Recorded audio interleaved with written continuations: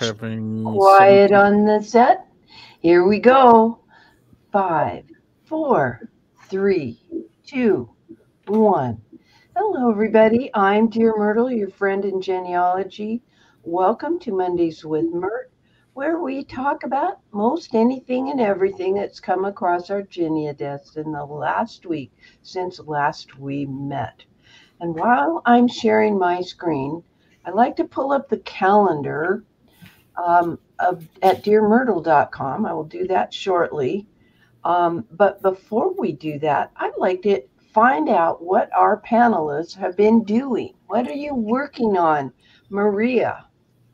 I'm not working on anything currently. It's kind of been a bad week or two. So yeah, We have those, and glad to see you here. thank you. And things are going to be looking up. Yes, ma'am. Hillary, what are you working on? I did an ancestry DNA test earlier this year. Yeah. Been gradually working my way through trying to work out how I'm connected to people. Yeah. And I messaged one of them because I couldn't work out how we were connected, and we should have been between second and third cousins. And just as we were preparing, I've had a message back from this person, and she's got my mum's first cousin in her tree, so I can now work out how we're related. Wow, that's wonderful. So you're making progress. At least one of us here is. I don't know that I am. I'm in the Maria camp lately. Well, Randy's going to remain behind his background, his virtual background. But Randy, what have you been working on lately? I post every day, every Monday, about what I work on, and so I've written that, posted it, and it'll appear later. But what I've been working on is two things in my tree.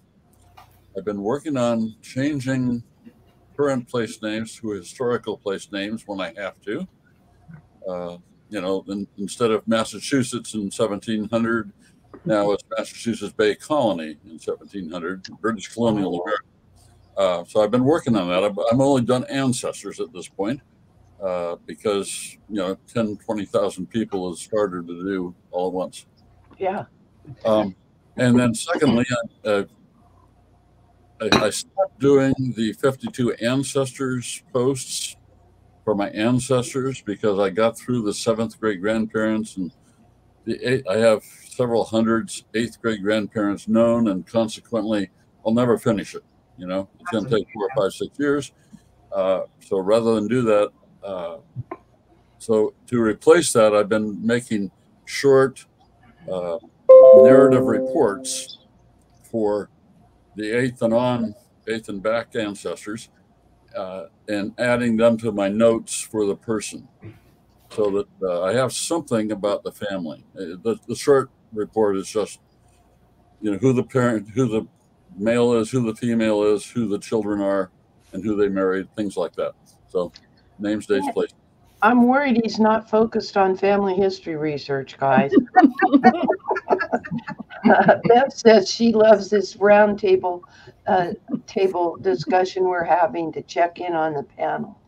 Let's check in with Ellen. What you been doing lately? Well, first I have to bow to Randy Seaver. I'm not worthy. What I've been working on is I have a family that went by one name when they were living in England, and then when they came to Canada, they changed their name, and I'm trying to figure out why. Yeah. And what are the two names? Lightfoot and Austin. So they went by Lightfoot in England and Austin when they came to Canada. Okay, so it isn't even like a cutting off the Jasinski part to appear more, yeah. When he was born, he was called Lightfoot, but Austin too. So then I don't know. I think I know why, but we'll see. I ordered his birth certificate. We'll see. We'll see. And when we notice these oddities and or conundrums, I guess I don't want to label it negatively. When we come across questions like this, we need to, in the notes field for his name and in his bio, say, this is what we've noticed so far. That's your current thinking. Right. And Cousin Russ was always very good at encouraging us to do that because you know what's going to happen. You're so busy focusing on this, and then suddenly something on the other side of the family tree is going to fall in your lap that you have to deal with. Right. And then you have to go back to it. Where you were. Yeah. So write a note. Very cool. I have a DNA case right now, that same thing. I went, why didn't I write down what the question was? There was a question. Oh, yeah. So you learned. I still have to do that. Yeah. Frank, what are you doing? I know you've been having some moving experiences at work. Yes. But on the genealogy side, I'm working at the moment quite in the same direction as on my work, which is I'm researching the housing conditions of the Förster family, because I found out that they are not only were living in an observatorium, but also that this was the actual reference point for the meter in Prussia. Oh my gosh! So you're going to have a bit to kind of unwrap and see what's going on. Yeah, they pointed a plaque on a wall outside of the housing and simply marked a specific height there, which was a reference point when you return it back to the meter. Okay, very intriguing. A whole different angle. You just never know what we're going to run into. Now, Jill, I hear you're going to fly the coop shortly. What's up on? What have you been doing lately? Well, in preparation for the trip, I've been trying to look at a family that I hadn't looked at before to see if there was anything that I needed to get at an archive while I was in Denmark.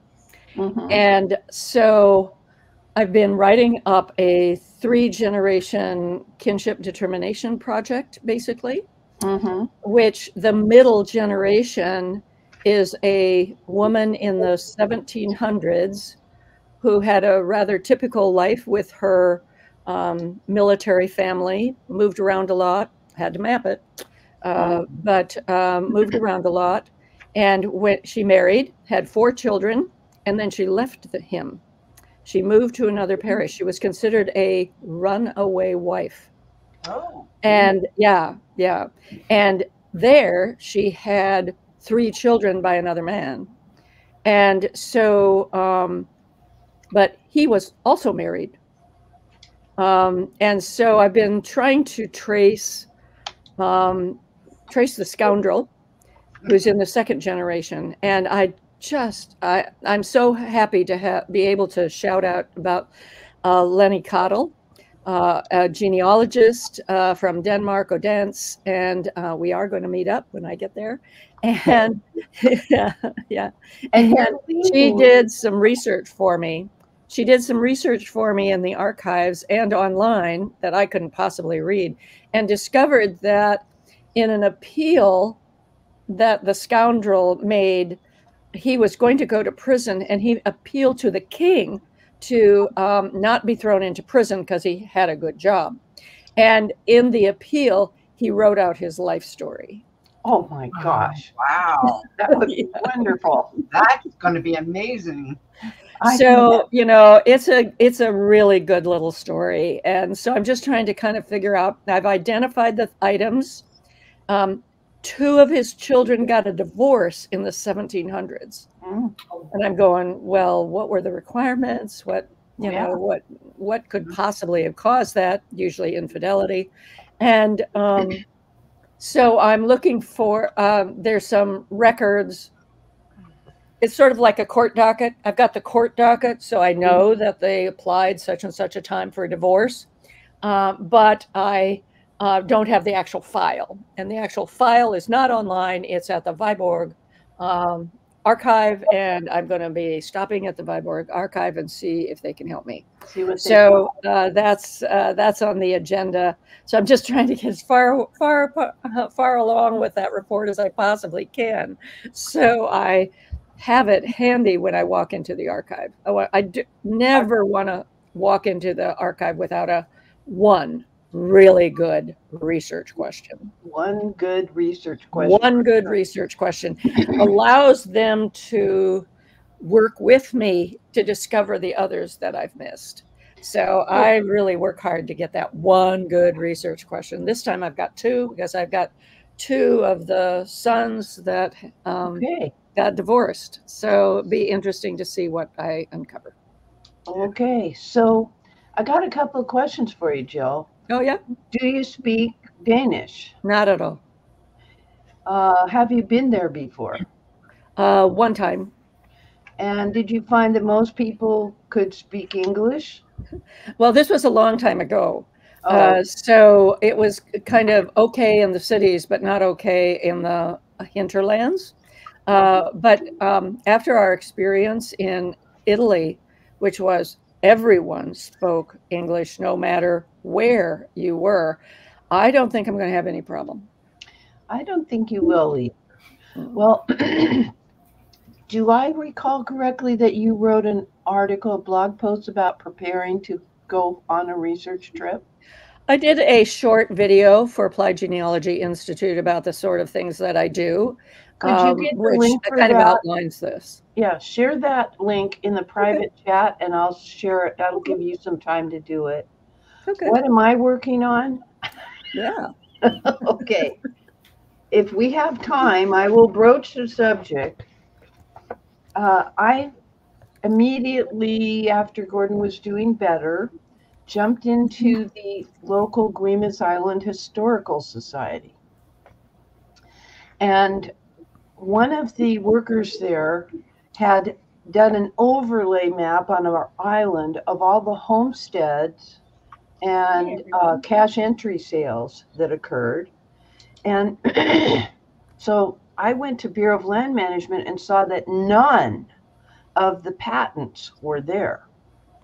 I was accustomed to, there's a patent, but there's still more at Archives 1. So I submitted some work to Sandra Rumble, and either later in this show or during a mini Myrt this week, I'm going to show you what I got back. It has to do with 1,400 files based on about 35 requests. Wow. Totally blew me away. It's going to take me a long time to process that. Anyway, that's what I'm working on, because until she could actually digitize those patents, the archives, the Bureau of Land Management General Land Office didn't have those patents online at all. So we may have to actually share it with them, but I digress. Let's see, we got a few things going on here. From the Betty Lou says, I'm having to add a lot of AKAs because my people were born with French names and their records were in French, and then they died with Italian names since the records were Italian. Yeah, I've run into that. How we know them on their tombstone is anglicized, but in the christening record, and then I'm talking in Minnesota on my brother-in-law's side, and they were Germanic names. So, but it was like Friedrich versus Fred, something that was easier like that. Thank you, Betty Lou, for saying, yeah, let's hit the like or the thumbs up button. That does help us. It helps those of us who have YouTube channels that you do this. Bev's from Victoria, BC. Karen's just down I-5 from me in Arlington. We pass by there all the time, as have you, Jill, when you came up and we did our King Arthur baking class together. We need to do that again. We do, yeah. Ellen's, let's see, what have we got? Sherry's over there on the YouTube side maintaining for us. You know, I've been in several direct to YouTube events lately, like in the last week, including game night, where there were intrusions. And so we need to have moderators over there. So hopefully it'll be a calm day for you today, Sherry. And I thank you. 102 degrees already, and it's only 11 a.m. That's not good. Let's see. Linda Stufflebean says it's cooled down up to 99 degrees. That's killing me. And Frank says, Frank, you did the somewhere in this list. You did the translation, and you're only at 77 degrees Fahrenheit. Yep. So thanks for doing that. Because even though I pride our team for having been international or a team, yeah, we tend to still. I'm crazy for Fahrenheit. I can't do the translation without an app to help me. Interesting. Karen is traveling in the RV and she's heading to Gettysburg today. Nice. It's quite something to walk a battlefield that our ancestors have traversed.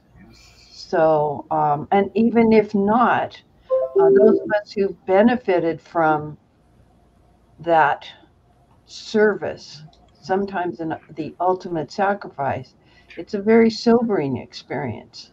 It's also a very beautiful little town, and the environs there around are beautiful. If you do take the, Karen, if you do get the little CD or DVD that goes in your, so that's the tour that you can take, be sure that you don't have it on random. Be sure it's on sequential. Yes. When having a DVD or a CD player was new, we didn't do that so well when I went up there with Barbara and another friend. Yeah, we only occasionally matched up with the locality and what they were saying on the. Yeah, it was a life. All right, so Hillary, what is? Oh no, I said I was going to talk about the calendar coming up. So at dearmyrtle.com, let me give you this link, guys, just so you'll know. I knew when I started or re-upped with Mondays with Myrt, that I was going to take liberal breaks.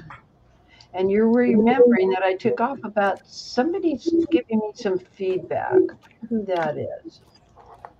Could be me. I don't know. Anyway, so I've updated the calendar through the end of the year, and you will notice that in September, we will meet on Labor Day, whoever can show up. Sometimes that's good here in the United States because people who work can join us. I am taking these last 2 weeks off, one for actual vacation. I want to take Mr. Myrt so that he can see the Washington coast. We're staying at Claylock. And if anybody's there, let's have dinner together. And if I can somehow, if it takes me all day, I'm going to get down to the shore. It's not as easy as at Mo Clips, so that we can see the Tree of Life. Okay, and then we pick up again in October and meet starting the 7th. November looks interesting. Yes, we are meeting the week of Thanksgiving. And this is part of why we have a big group of panelists, because some people like Jill decide they're going to leave the country to do research. Imagine that. And then in December, we typically take off from the 15th on. But this year it's really important because on the 19th, my second grandchild is getting married. So it's going to be kind of an interesting time period. Anyway, that's our calendar. And if you're curious, that's one way to find out. Is this a week or not a week that old Myrt's around? Okay, what's first on our docket today? One Place Studies. Okay. So Hillary, yeah, I'll share my screen. Let me pull it up. Come on, here we go. And we're going to talk about One Place Studies, which is essentially what I'm doing here with all that land record research for Guimas Island. But you wanted us to talk about this, all about that place. Let's talk about it, you and I. Yeah. This is this ran last year, so it's not the first year this is run, but they're planning to run it from the 27th of September until the 6th of October. Yes. So it tends to get run through Facebook, but I think you don't actually have to watch the talks on Facebook. They are going up on YouTube, I think, or something like that. But, it's various different people talking about One Place Studies from different aspects. One of the sponsors is the Society of Genealogists, but it's also sponsored. They've also got other sponsors as well. There's the Society for One Place Studies, and there's the British Association of Local History. Two of them. There might even be some outside of the UK this time, because I know some of the talks are going to be done. It's going to be a bit more later in the day. Some of them for maybe the US or for people down in New Zealand, Australia. I think they might have some talks from there this year as well. It's certainly going to be, and they tended to do last year. They tended to be one particular sponsor had sort of talks on things that were more there on their basis. But, their bailiwick, yeah. But very good, very short talks as well. Not an hour. These were sort of like 10-15 minutes at the most. So they were sort of introduction really more than anything, and that. But, there's Julie. I haven't seen her picture for a long time. Yeah. So this is on just Friday, and I'm still going through the list. My gosh. Where do you think you are? I love that. So these are going to be short subject discussions on the topic of this is of the place, as opposed to names and dates, right? Yeah. One of the individuals that's speaking is from the U.S., Annette Little. Yeah. Very cool. And you can see hers is like midnight this in the UK, but she'll be talking about a subject which is probably more relevant to people in the US. So yeah. Well, I applaud this and recommend it because we do need to find out, what kind of records have survived in this area and what are they called, or what is the court name. It's different from country to country and state to state, but there are courts and census type records. Very interesting. Well, thank you. They will be available afterwards. Some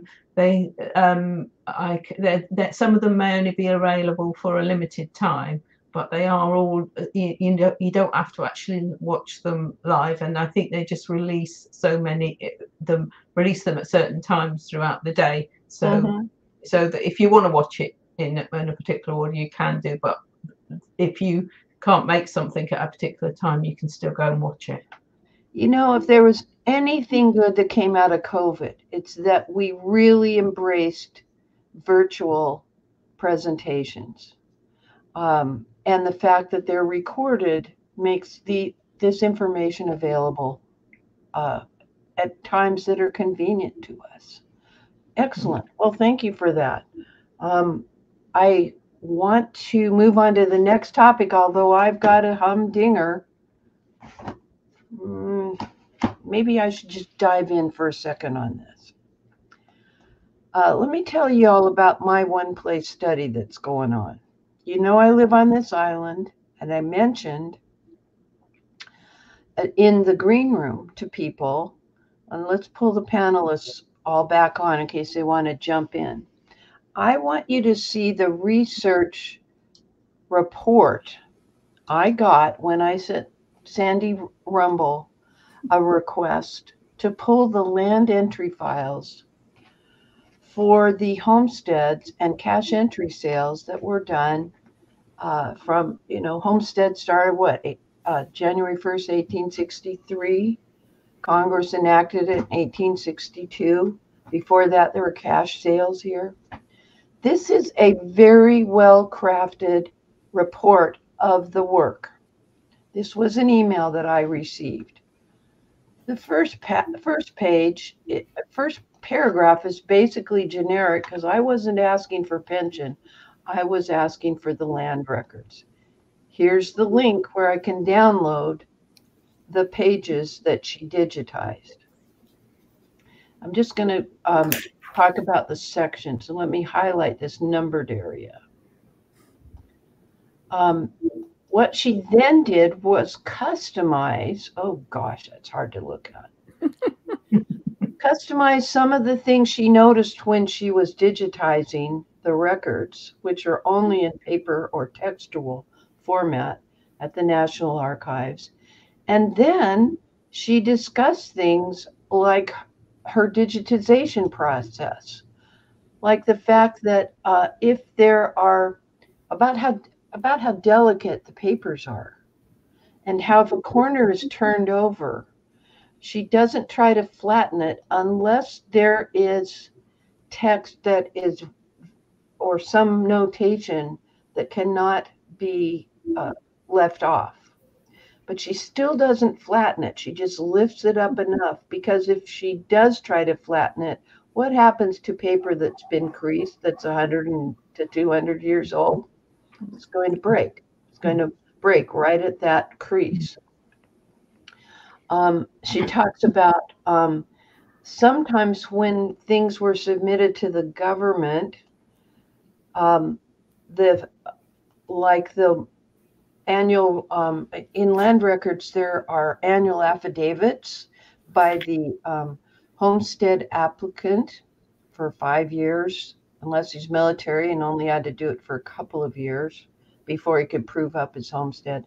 Plus, he had to have affidavits from 2 of his neighbors. And sometimes those come together where there are ribbons and wax seals to keep those pages together.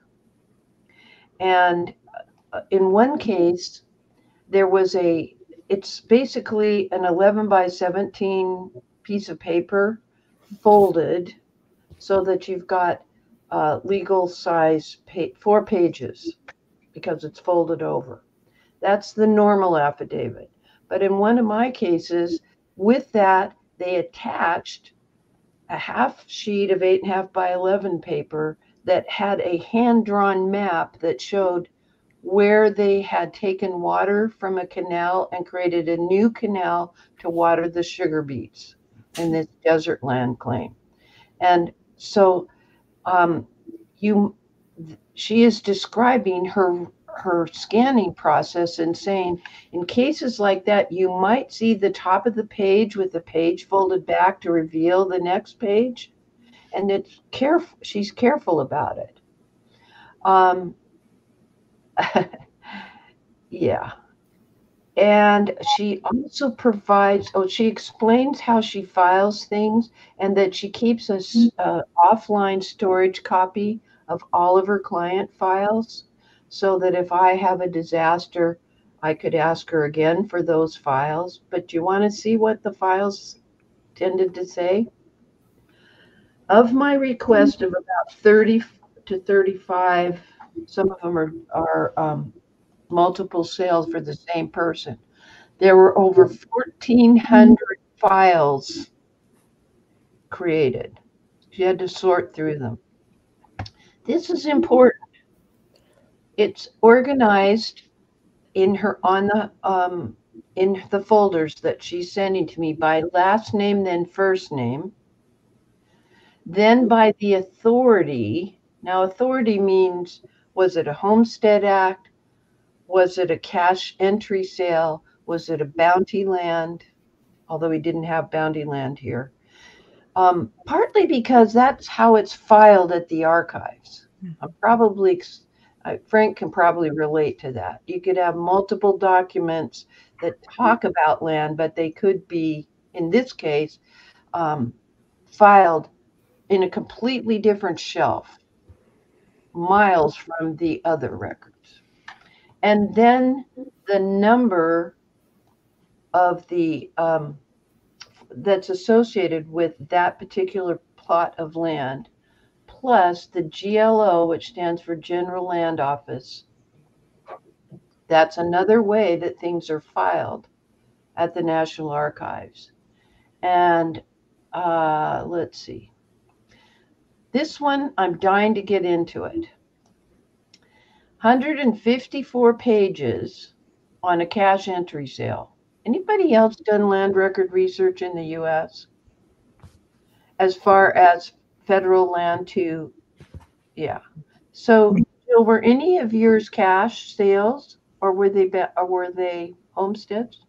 Mine, my folks came even before the law, and so they didn't have a typical homestead, but they did have a timber culture grant at the turn of the century.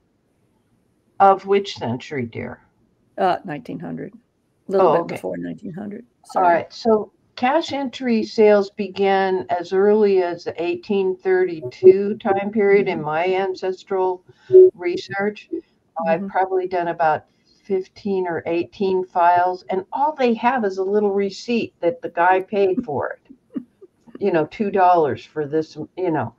I got 154 pages because there was a court battle between Jeremiah Mangan and Bill Eden. Now, these names are well known to us, but when I talked with the Historical Society team yesterday at another event, they did not know. I mean, we know these names well, but we didn't know they had a big court case going on. And the file was added to this cash entry. Yeah, I mean, I think the whole discussion of how did people buy land back then is a pretty interesting one.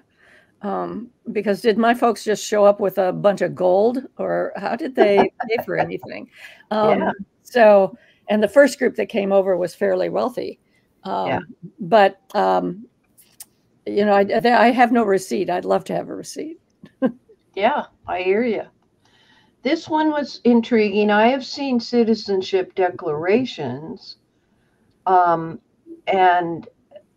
that was just a person saying they were naturalized on such and such a date. I haven't seen a naturalization paper submitted with that annual. You have, Jill? Yeah, I have actually. That first ancestor that came in 1854, he and this timber culture grant, they needed to prove their citizenship. And he had come in under the law of the derivative citizenship. So it was his father and not him. Yep, so you can see that he contacted the county where his father was named a citizen, and they had a certificate, and they sent him the certificate, and it was in the file. Yeah, that is something that my older daughter's father had to deal with, my ex-husband. He was also naturalized as a child when his father became naturalized. So when he wanted to get a passport, he had to have his own copy, right, to prove that he was naturalized. That's just naturalization law here in the United States. Right. But anyway, to see that declaration is pretty. It's going to be good. Well, particularly for those that come in under the derivative, because they have nothing otherwise. Yeah, they have nothing otherwise, right? Or the wife. Mm-hmm. Okay.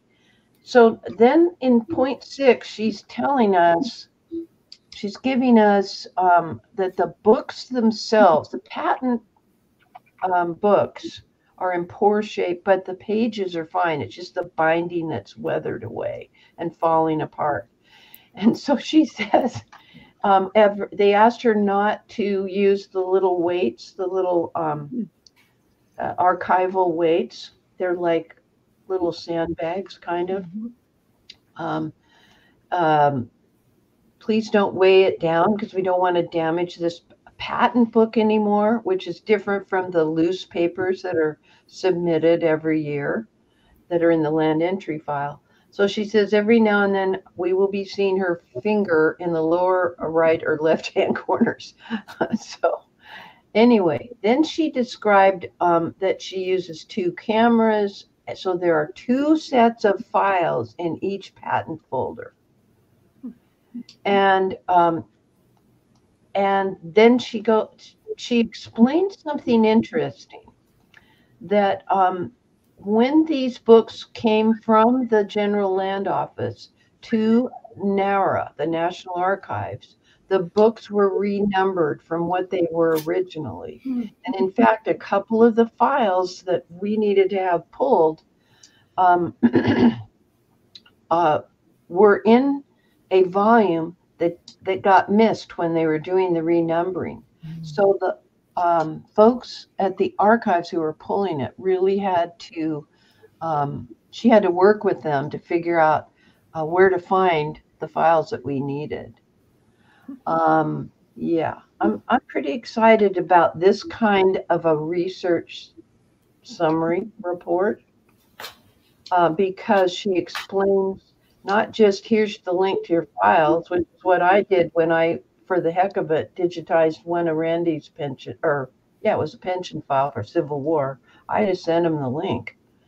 And I didn't even crop the edge of the pages. So you could, everything, whether it was a small piece of paper or a big piece of paper, I didn't change my camera. I don't know how she did this so quickly. As a matter of fact, I said, if you only give me 5 or 6 files at a time and we work on this for the next year, this would be great.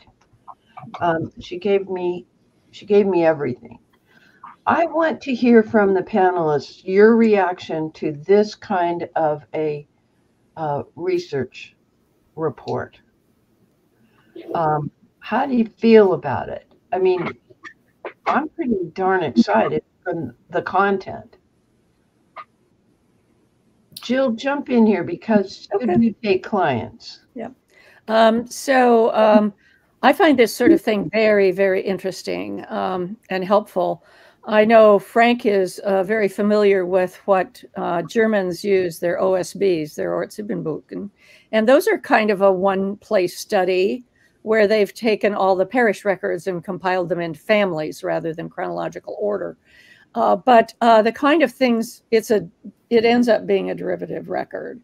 But this is pretty interesting. Is this just for the island, or where is this located? This is only for Guimas Island, and you can believe that we're going to do a book. And well, that certainly is a lot of land records. I'm very impressed that there were that many land records. I wouldn't have even thought there were that many. Oh, we knew it from, I'll try to pull up the website while you're talking. Okay. But this kind of a report is what we should be expecting when we have, when we hire a researcher. Right. So what is your projected output? What do you think will be the work product? Okay. So I figured we'd get some, that we'd eventually have, we have already on our website. Wait, give me a second to pull up the website. Okay. So would you please talk about the kinds of things that this research report provides that we should expect if we ever hire a professional researcher? In the meantime, I'll do this typing really quickly. Well, I certainly understand how asking NARA for the records can sometimes end up with a transfile box on, being sent to you. But I had a bankruptcy file where the NARA person said, you don't really want me copying this particular one for you. because there's at least 1,000 pages. Oh, and we charge 80 cents a page. And I said, you're right. So I hired somebody, and it turned out there were 1,800 pages in this bankruptcy file. So it's a pretty interesting when you want to kind of make sure you know what you're getting into before you get started. Mm-hmm. Yeah, it is good to get the feedback, but I went to the, we used to have our home over in the greater DC area in Northern Virginia, and it used to be that you order up files, and what I wanted to order were old hospital record books from the Civil War. And when I submitted the slip to request them, the person at NARA said, you don't want to order those. Nobody ever looks at them. And I said, yeah, I would like to see them, please. Right. And I discovered things, not on my ancestors. I mean, I discovered and could find out what was going on. It was more than just those little compiled muster roll things so that you knew the guy was away to the hospital, etc. But among some of the other entries, for a man who was in the hospital, died in the hospital, the notation on the far side of the page was his body was given to his brother and named his brother. When I looked at those records, they were shrink wrapped still, which is what they did when they moved him from the War Department to the National Archives. We have to decide for ourselves what we want to look at. Okay. I need to get into those records, so I'm happy to hear that there's somebody out there with some experience in this. So yeah. All right. So here's what I worked off of. Here's Guimas Island, and it's a plat map. Let me zoom in. That's been overlaid on Guimas Island, and this was done by Bill, one of the fellows. That's part of our historical society. So he had gone through and found the homestead number, things like that. And I was like flabbergasted that he did this. And we do once a week or once a month, we do a thing where folks come to the library during our shift. Gordon and I volunteer, and we do family history drop-in. And there was someone who had property in this portion of the island, and they wanted to know more about the history. And I said, well,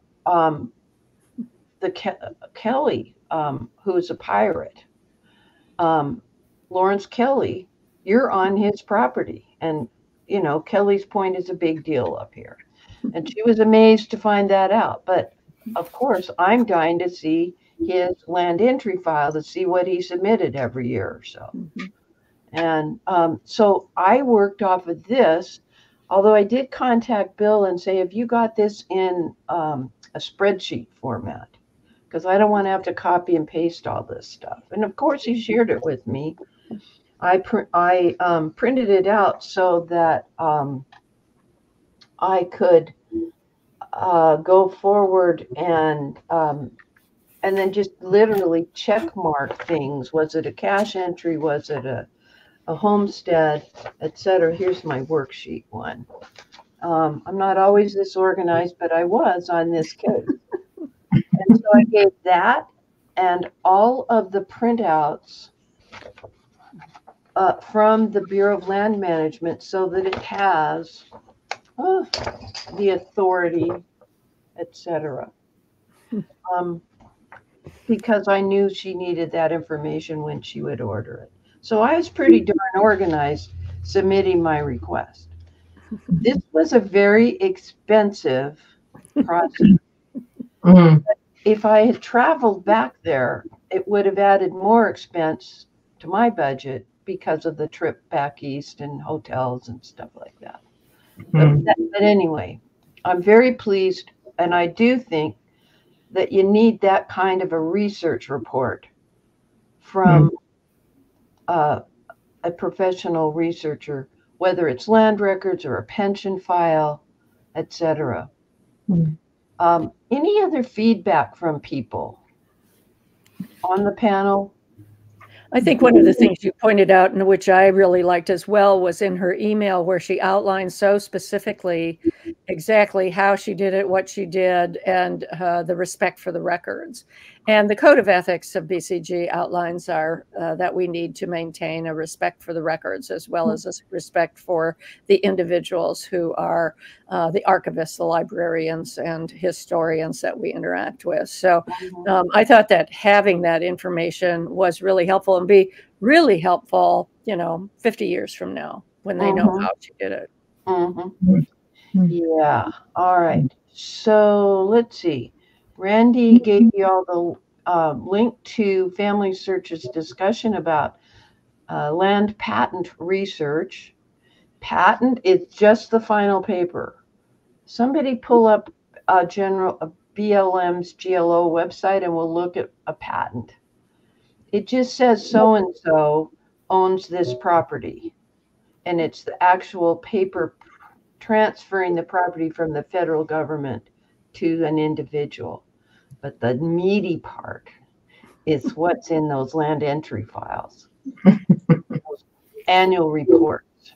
So I did the area where my house is as part of my house history, and discovered that a quarter of Queen Anne Hill, where I live, was actually given to the University Commission so they could sell it off at $1.25 an acre and make money for the University of Washington. We often hear about the parcel of property that's where they're located now, but we don't hear very much about this other parcel that was utilized that way. Wow. I didn't realize you lived on Queen Anne. We were just up there. Oh, really? A week ago. Yeah. And then I went to the special collections at the University of Washington, and they actually had Denny's journal. He was the president of the commission, and I could see his pencil entry for that particular sale. I get it. I think it's pretty cool to be able to do that. Yeah. All right. Let me pull this up. Come on, website. Okay. So here is Bureau of Land Management website. Let me share my screen. Thank you, Randy, for looking that up. I appreciate you.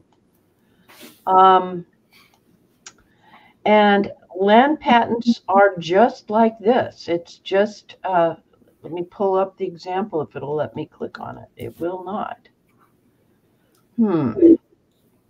They do have survey plats and field notes, which are very intriguing. And when you want to search it,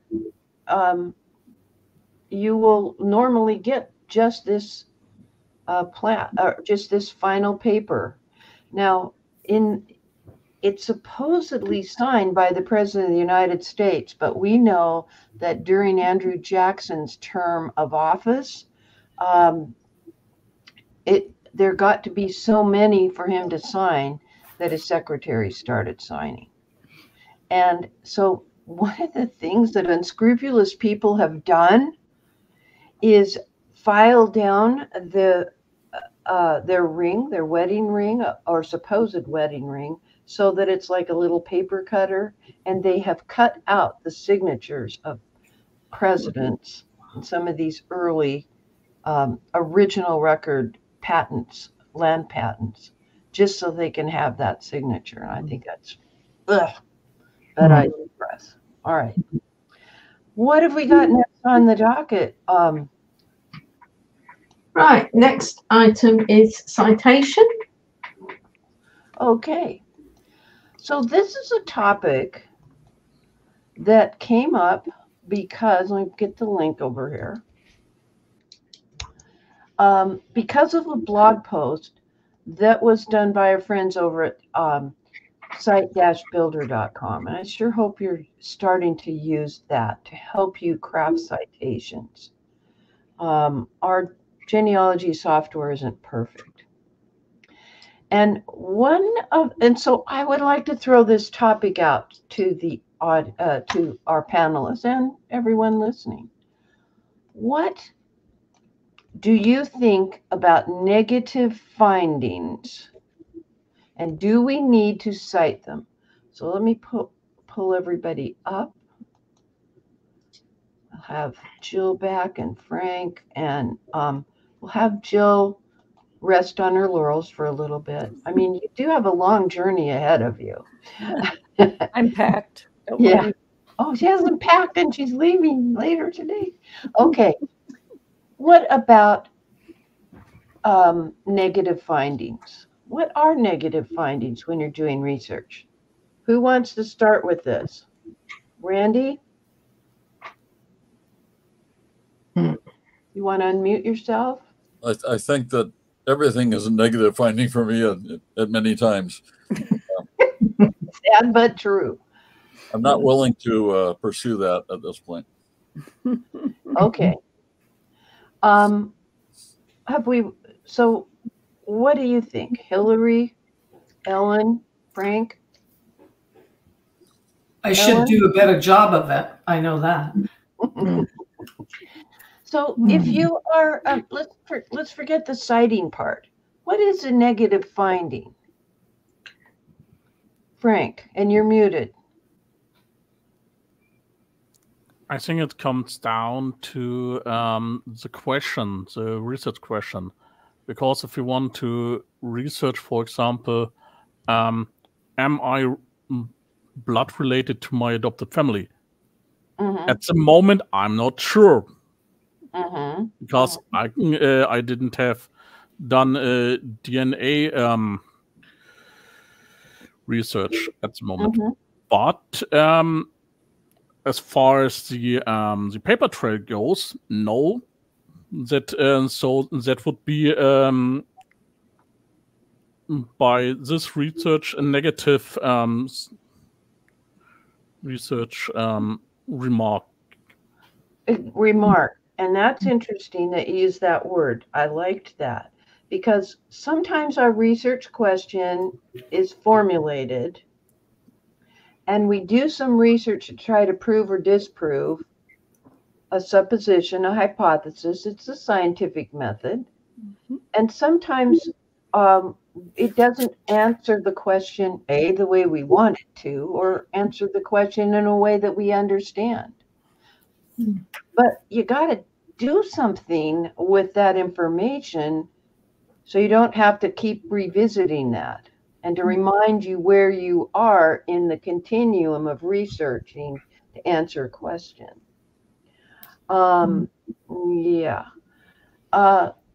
Negative findings might be where you expected to find evidence, you expected to find a mention. Hillary, you're shaking your head. Yes, you want to talk about that?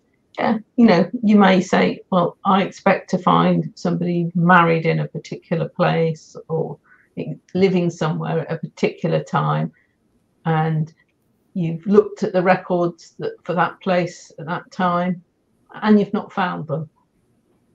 So that doesn't mean to say, it just means it's not, but you've actually got the records. It's not a case of I can't find the records. It's more a case I can't find that person in the records that exist. Yep.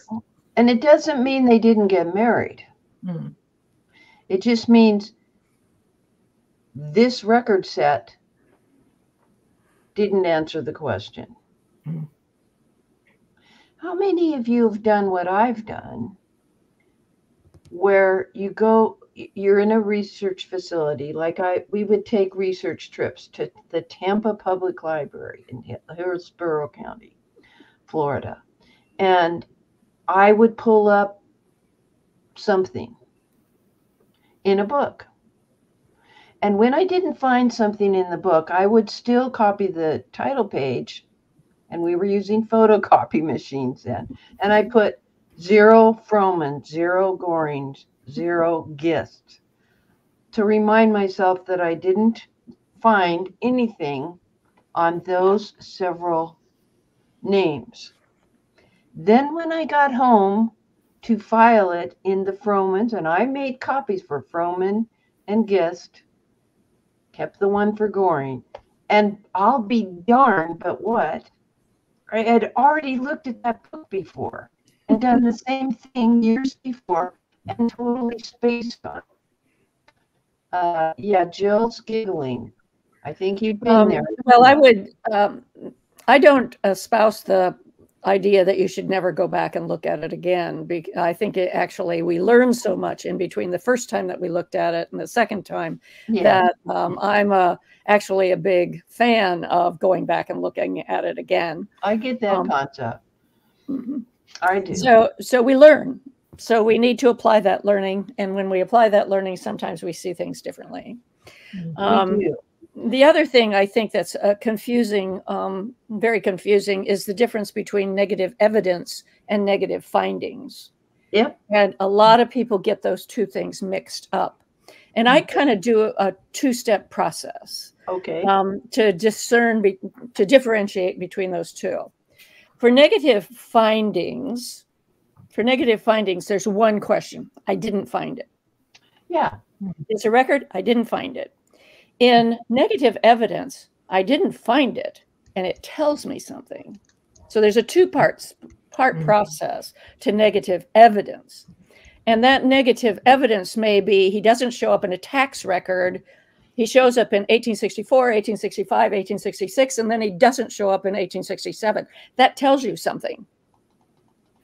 He wasn't paying taxes then. And he died, he moved, he, aged out, whatever the issue might be, or somebody else picked up the thing, but it tells you something. That's like when you're looking at a census and there's a list of 8 kids and all of a sudden there's a 5-year gap in the middle. That's negative evidence because it tells you, that gap tells you something. It tells you either had children die, the guy went off to war and came back, he's got a second marriage, tells you something. So there's a difference. That's that two-step process that I go through. However, I find citing negative findings very boring to write. I mean, I give the repository or the document that I'm looking at, and then after that, then I've got to tell them my parameters. I looked from this year to this year, and I looked in this parish, and I couldn't find the confirmation record. And I'm working on that right now. I've got 2 young girls. I'm trying to find. I have them born, but I can't find anything more about them. So I think they died. So the fact I don't find them in the 1801 census is important. The fact that I don't find them getting confirmed is important. So those are negative evidence. That tells me that they died before the age of 15. And so just trying to kind of get my head around what the differences between the two, but then also writing up, I looked in this parish and this parish from here to here, and they weren't there. And just writing up both negative evidence and negative findings can be painful. So just as Sandra gave me a very detailed research report on her findings, it's a research report to ourselves when we discuss negative findings and our thought process about that. Right. And that's at this point in time on the continuum of research, because new information about a third parish may come to light that we are at this point totally unaware of. Or you might have Family Search all of a sudden having an AI feature that can pull up names that are witnesses. Yeah. And all of a sudden I have a witness that appears in that gap area. And now I can narrow my range of X, whatever it is. So you can have new records, you can have new technology come in line, you can have new knowledge of your own self, come into play. And it all makes a difference in how you relook at the records. Yes. One really good thing about the do-over that Thomas McKenty was suggesting we all undertake is that you know, we were initially looking through the glass darkly. We weren't as experienced in the research. We weren't as experienced citing what we actually were looking at. Was it a marriage license and we called it a marriage record? Well, it's a type of marriage record, but a marriage license doesn't mean they actually got married. Yeah. And also, on that point, I sent my daughters when they lived in Utah and I was still out there in Florida, Manatee County. I said, go pull this microfilm. There's this marriage record for this date for your ancestor. And I said who it was. And they went to that date in July. They saw the license, but they did not see the return. That part of the license thing with the return of what the actual date was. Luckily, they said, our mom is Dear Myrtle, and she told us to look at this film. So they kept rolling. And there was a different type of record book where the marriage entry for the marriage having been completed was like 6 weeks later. It took the minister that long, I guess, to submit it. Right. And I didn't know how that marriage record microfilm was arranged, and that luckily they could find it. And these were in the days when we couldn't attach big files to our emails. That was a long time ago. So they FedExed it to me so I could have it ASAP. And have we come a long way where technology is concerned? Okay, well, I want you to read this article by our friends at the site-builder.com. But I would also like you to look at Elizabeth Schoenmill's website. And Randy has been posting several links to Elizabeth's discussion. I search for negative evidence, and this is the link with a number of hits, whether it's evidence we can use, and what this one, negative evidence versus negative finding, is exactly what you're talking about. Jill, let me give this to everyone over publicly. Yeah. And, you know, this woman is a standard bearer in the world of genealogy. I mean, what she has forgotten, I don't think she's forgotten anything. You know how people make those hyperbolic statements about what she's forgotten, I haven't even learned yet, kind of a thing. It's just wonderful.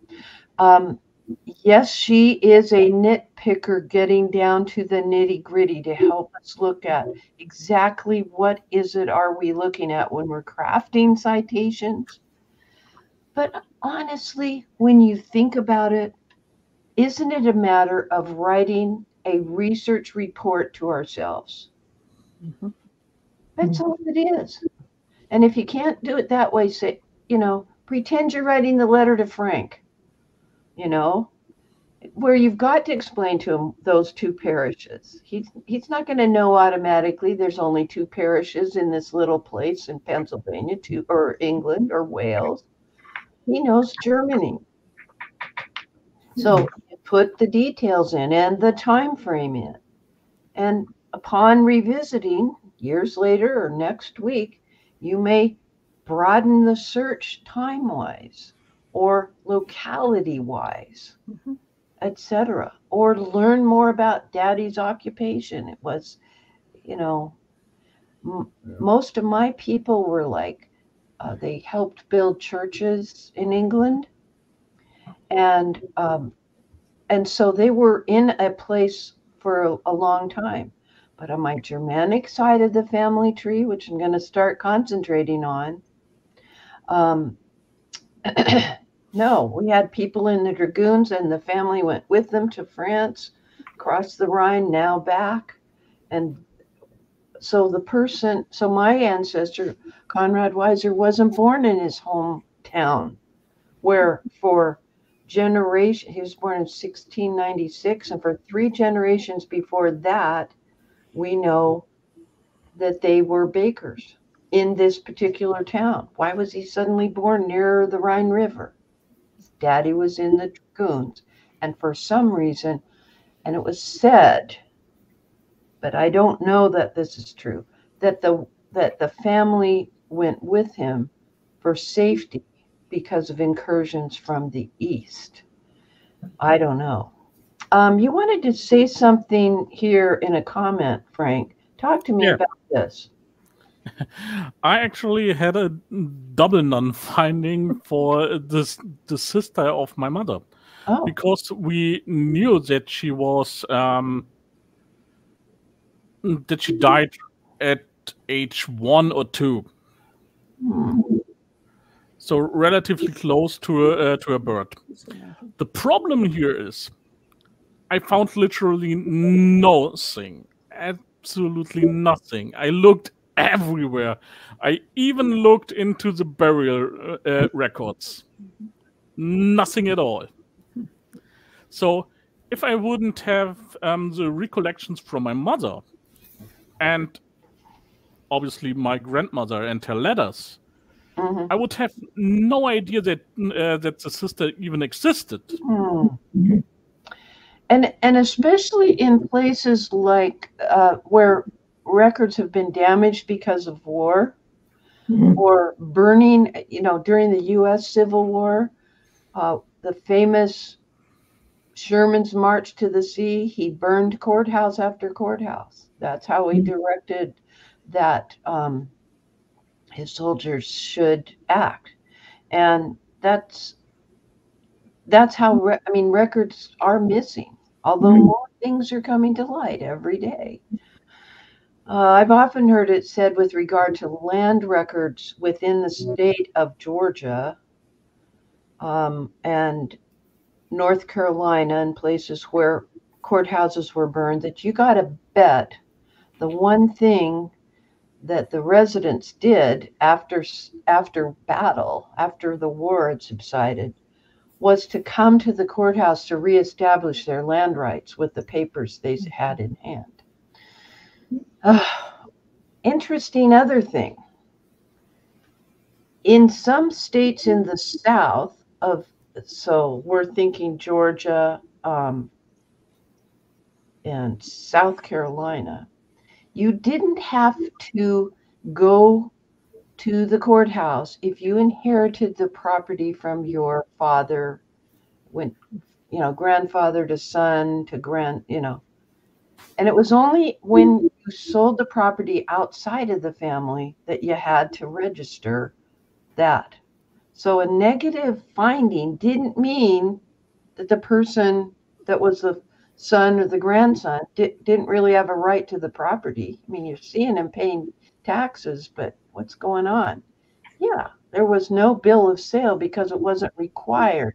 The state legislature had enacted laws at that time that didn't require that if it came down through the family. That's another reason to do one place study, so you learn not just the cultural things for that place or where the churches were, Presbyterian, Reformed, Evangelisch, whatever it is, but what the laws were that governed the lives at the time period when our ancestor lived there. Wow. Okay. Thank you so much for this discussion. Let's switch gears and see what's next on the docket. Logging. Okay, so Maria, we'll give you a little time to log into Blogger as if you were writing. Okay, and we're going to talk about inserting graphics. But to take the pressure off, we're going to take the next topic while you're working on getting ready. Just bring it up on your monitor, your other monitor, and we'll have you share your screen. So we'll skip to the next topic, which is Randy. We're moving to the Randy Z part of the show.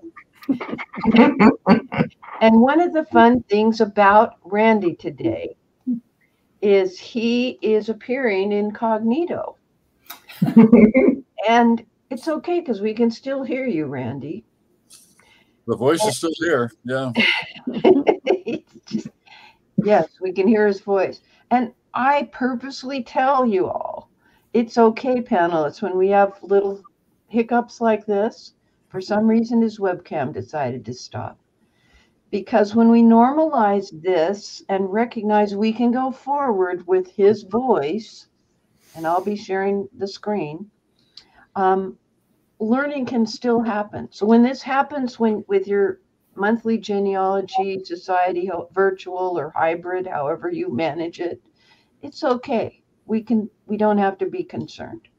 So Randy, what are we doing first? We're going to talk about AI, aren't we? Well, we're going to talk about a number of things. Transcribing a deed or a will is important to us because it links relationships well and legally. So I had a deed that I transcribed a couple of weeks ago, and you don't have it there. Yeah. No, I don't. I'll find it. But keep talking. It's okay. What did you do that was different over last year or any of the years before? Thank you. Okay, so I've been doing these transcriptions forever, and consequently, I've been working on my new people also, and so I had a deed. I had a will. Mm-hmm. My 7th great grandmother, Hepzibah, maiden name Clark, and she was a Hammond. Married to Timothy Hammond, and consequently, it's very clear Oh yeah. This is a correct clerk's transcription, so it's not the original will. This was done in 1791 when the will was approved. She wrote it in 1775. And so I thought that'd be a good candidate to see. It takes me about an hour to do these things sometimes. And so I thought it'd be a good idea. This is fairly clear. And so what can AI help me with here? Can AI transcribe this will? And so I only have the free versions. I don't have the paid versions of ChatGPT or the others. And so what I did in this blog post, so I did it for free on Copilot and I did it on Claude. Okay. So I put the transcription in my blog post that I made, assuming it's right. And then I attached that image and used a prompt on Microsoft Copilot and on Claude and just said, please transcribe the handwritten will of Hepzibah Hammond, including line breaks. So I wanted it line by line like I had it before. And so the Copilot transcription, what I did first, and it kept going down, and it did a line by line. Beautiful. And then I asked Copilot, okay, well, you've done this. Can you compare yours to mine? Wow. And this is cool. And so it gave me the differences between my A and Copilot's B. And it's interesting. They got most of the names of places and people wrong. They got some right. But between Medfield and Needham, there's, the letter forms are almost the same there. You got two consonants in the middle. Oh, yeah. D and F, but you can understand, it isn't in their dictionary at this point, right. Details like this aren't. They got the executor wrong. They got some wordings just a little bit off, spirit and soul. The names of the daughters were all wrong. Where's Jane Smith versus patient? Oh my gosh. Yeah. So, who knows why? And looking at the original will, or the original writing, you think, well, how can they miss that?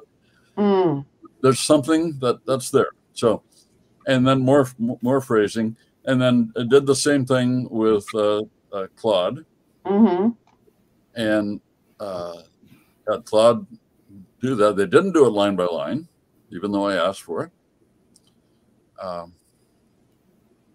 And I don't remember why I have that crossed out, but that's okay. Never mind. Yeah. And then ask Copilot again to say, okay, what's the difference between A and C? Okay, and so Claude got the year wrong. 1724, they said, instead of 1775. Medfield and Taunton now, and not Medfield and Needham. Oh my gosh. Now, is this a one-off? Have no idea.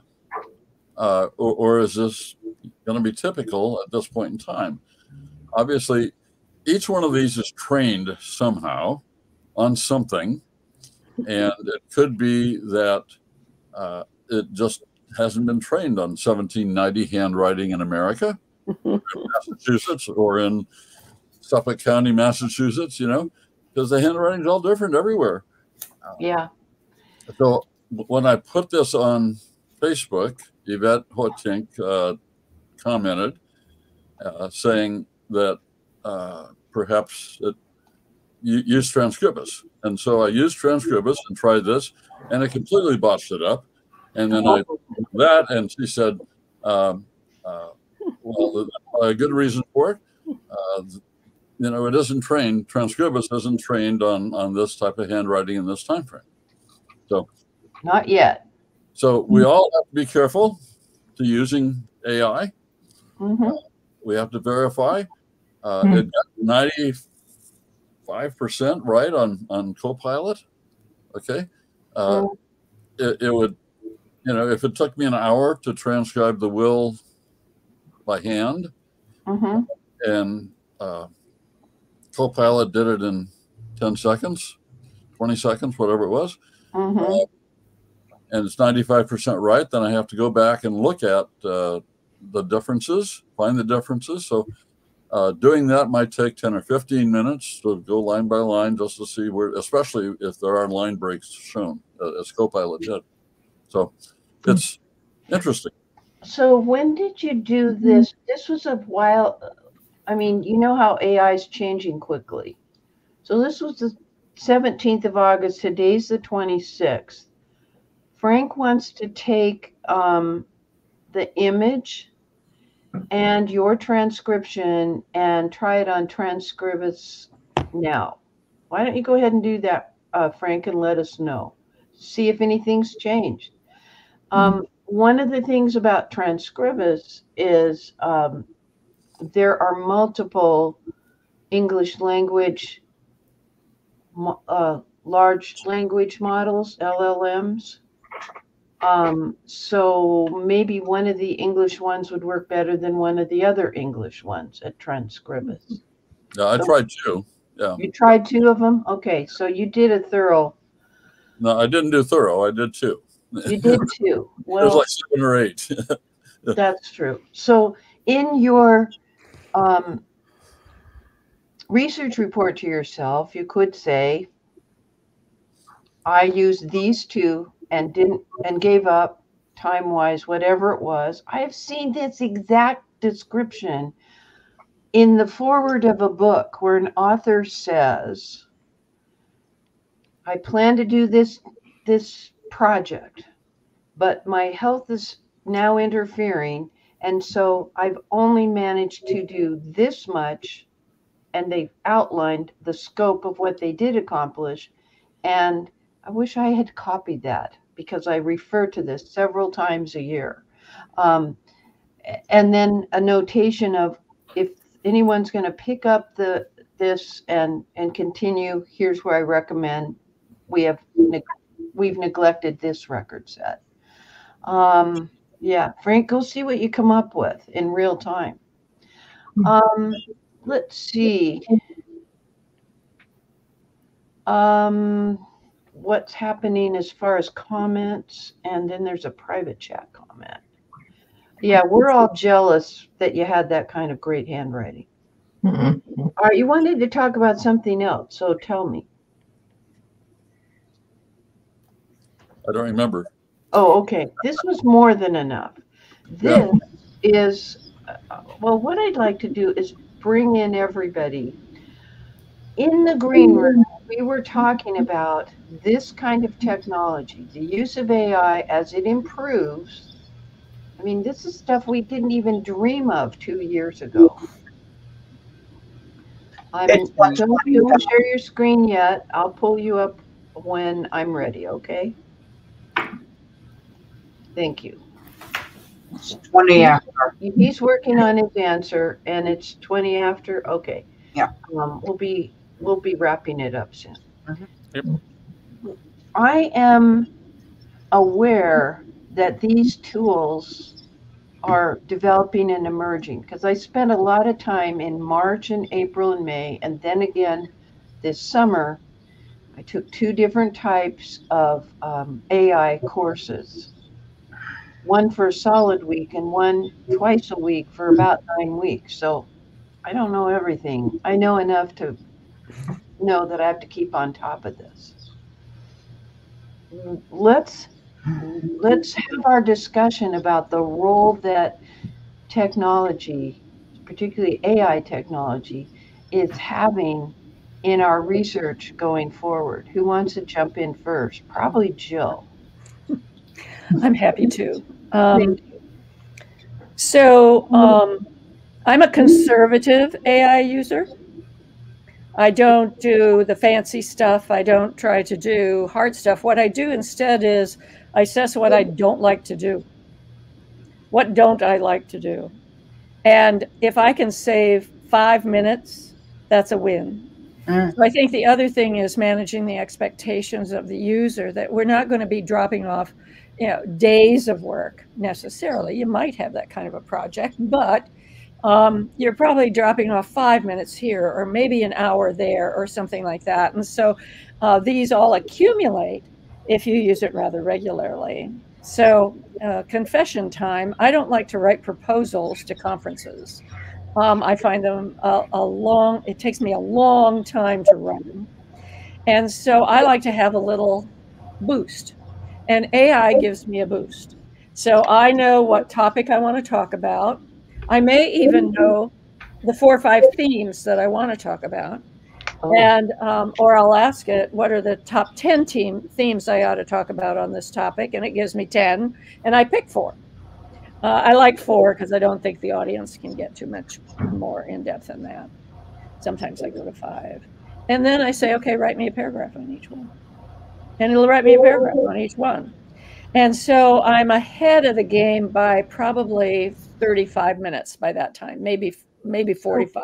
So unlike the transcribing, and which we're talking about, this part of AI is to help you brainstorm. Right. And pick and choose, and you can giggle at some of the paragraphs they gave you or some of the topics because they're a little too cotton candy kind of whatever. Right. But what it does is get your juices flowing. Right. Absolutely. Especially on a day when you've got to come up with something like, I need to be sending you a contract for January. It's on my docket for today. Luckily, contracts are not hard. It's fill in the blank.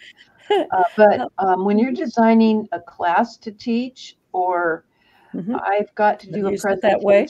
Yeah, I have to do a presentation in October. We're presenting a circa 1880 to about 1910, according to the Burke Museum, artifact to the Samish Nation. Their chairman, that's what they call him, not a chief, their chairman is coming to speak on our island about the history of Samish people on our island. And this stone, which has clearly been manipulated by human hands, was authenticated as the type of weight they put on their fishing nets. Mm-hmm. And it's very heavy. It's about this big around. Well, I would be using ChatGPT or Claude or somebody, one of these AIs, to help me wind the history, what I know about the artifact, and that frees me up to think about the tone and the respect that I want to show to this chairman for his time. Now, we are obliged to, as a historical society or museum, to offer back the items that we discover that belong to the indigenous people from our area, and they are Samish. So, but that's not what I want to focus on. I want to focus on the respect I have for this man. That to me is looming high because I want to be respectful. I know I can do it, but ChatGPT could help me the way it was helping Jill in formulating her 3 to 4 possibly ideas for a presentation she's going to be giving. Okay, how about anybody else on the panel? What do you think? Similarly, I use it for descriptions for, when I'm doing a talk and they ask me, give me a description. And I know it, chat can write it better than I can. Yeah, it's hard to synthesize it down to 50 words or less to describe. Right. Same thing with your bio. If Cousin Russ didn't write my bio, he was my ChatGPT of the time period. I couldn't write my own bio, and I wrote his. And he's like, "Geesh," and I'm like, "No, that's who you are, Russ." You need to have this associate to bounce ideas off of, and that's what the AI is. It's not our brain. But it's, and also for ideas for blog posts, because sometimes you're really racking your brain. What are you going to talk about this time? Yeah, I hear you. Frank, do you have a comment here? I'm using it actually to chronologically ordering some events because, for example, I'm working now on a new blog post detailing the life of a very famous astronomer. The problem is that all sources is not chronologically ordered. So it's simply written down, mention here a date, there a date. So I simply help organize disparate things. I simply drop all the sources into Perplexity, say, order it chronologically for me, and done. Yeah, that's very good. All right, Maria, are we ready to have you share your screen? You need to unmute yourself first of all. That would be helpful. Yeah, thank you, team. So what you're going to do is hit the present button. Yeah. And then you go to, let's see, I'll go through the steps. Share screen. And then across the top, not Chrome tab, not window, but entire screen. And pick the screen where you've got your blogger. Okay. Okay. And once you have it up, then I know that you're ready. And then while you're doing that, Frank has something to share with us. What did you discover when you took this? Let me pull it over. This is Frank's shared screen. Oh, that's mine. Nope. Sorry. That's yours. Oh, no, that's okay. Let me stop. Oh, I thought it was, I'm trying to show Frank's. Okay. Right next to me. Okay, there you go. Yeah. I have simply put the image into the very basic free version of transcribers. Yeah. And obviously it comes out with gibberish sometimes. So it gives the best that it can do with a free version. The funny parts that you see there, for example, in the name of goo, instead of in the name of God, simply happened because it couldn't read the word God right. But instead of simply hallucinating like ChatGPT and others do, it simply translated with a word based on a dictionary that it have, which might be the most fitting. But what transcribers do is not looking for the whole sentence and try to make sense of out of the sentence, but transcribe word by word. Oh, okay. Yeah. So it transcribes way better, in my understanding, than try to bring order into a sentence, because by that there happens to be hallucinations. Actually, yes, because it's trying to predict what that sentence is as opposed to word by word. There are advantages and disadvantages to both. And it's interesting that these tools are, Randy used everything that was free. And I don't know if this is a free account or not, but This is totally free. Yeah, so the more we interact with these various tools, the more we will teach the tools what the heck is going on. Because subsequent prompts can tell them. In the case of Massachusetts, there's no TTY at the end. It's just a single T. Then it would go through and correct all the Massachusetts misspellings, for instance. And that's how AI learns. Wow. Okay, thank you for that. All right. So let me get to Maria. I still don't see your shared screen, Maria. Yeah, I'm pulling it back up because it came up when it was supposed to be Frank's. Okay, that's all right. It literally, unlike Zoom, each one of us can share a screen. All right, let's go in and take your first post, or whichever one you want to edit. And we're going to have Hillary jump in here on this one. Okay, go. Yeah. Okay, I got it. Okay, so you've created a page, and do you have a picture to share about your family? Yes, I do. All right, where do you want this picture to show up? The picture would probably go down below. So put your cursor about where you would like the picture to be. Right about there. I personally like one at the top. Okay.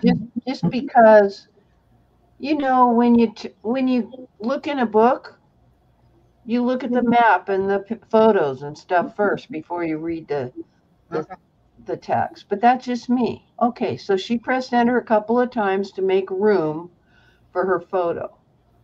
Okay. So this is a lot like email. Okay. So on the taskbar, there, as you see where it says bold, italics, underline, keep rolling your mouse over. One of those is to insert. That's a link. What's the next one? Photo, insert image. Yeah. So when you click on that, we need to upload it from your computer. Oh boy.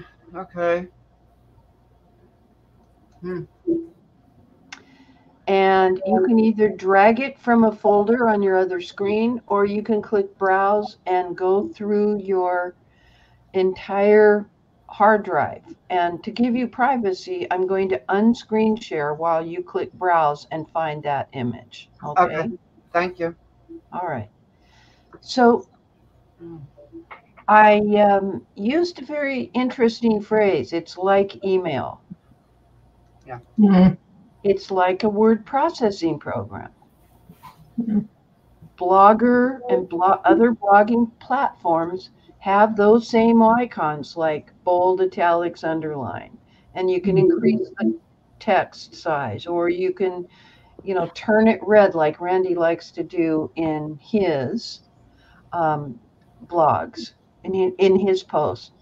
And inserting a link or inserting an image, it's just the same as you do in email or in Microsoft Word or in Google Docs.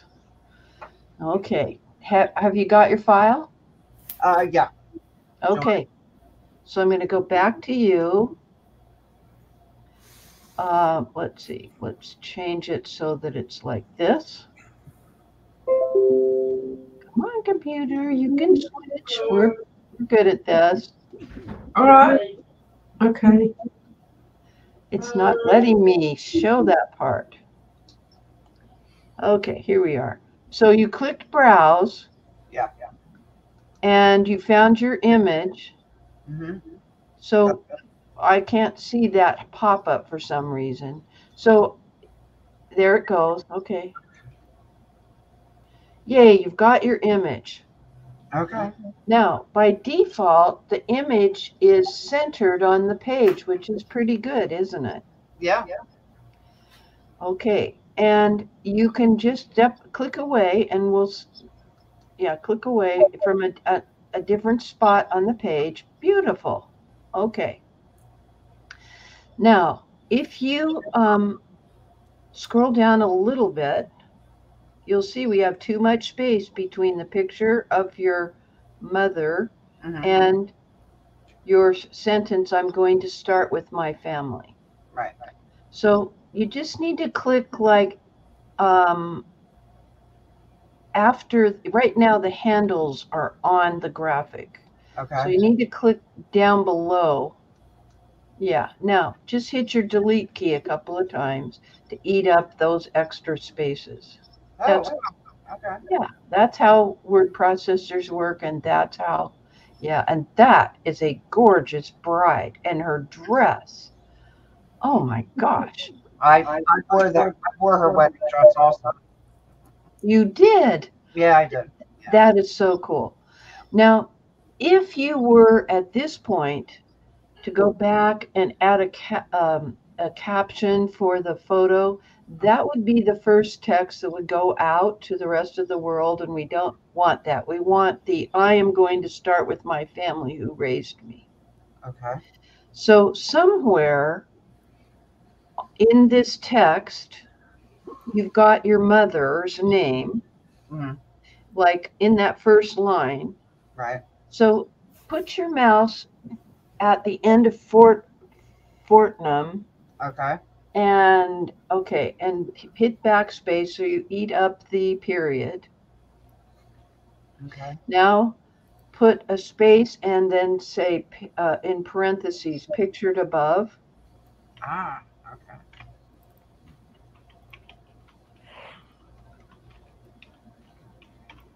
Period. And then, no, it's period end of parentheses.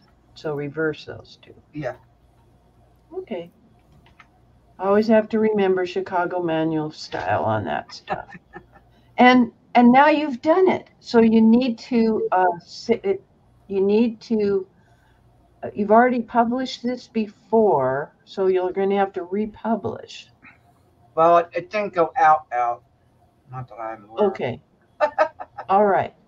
But anyway, that's how you insert a graphic. It's just that easy in your blogs. Okay.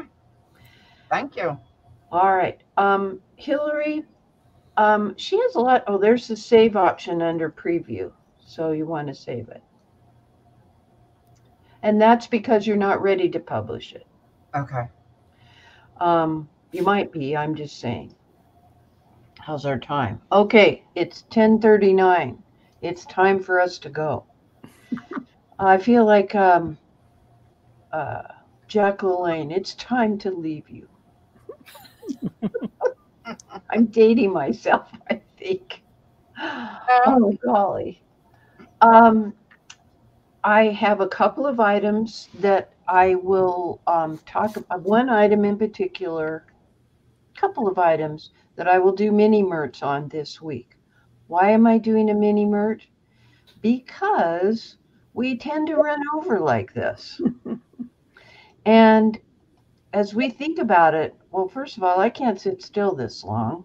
I'm kind of a wiggle worm.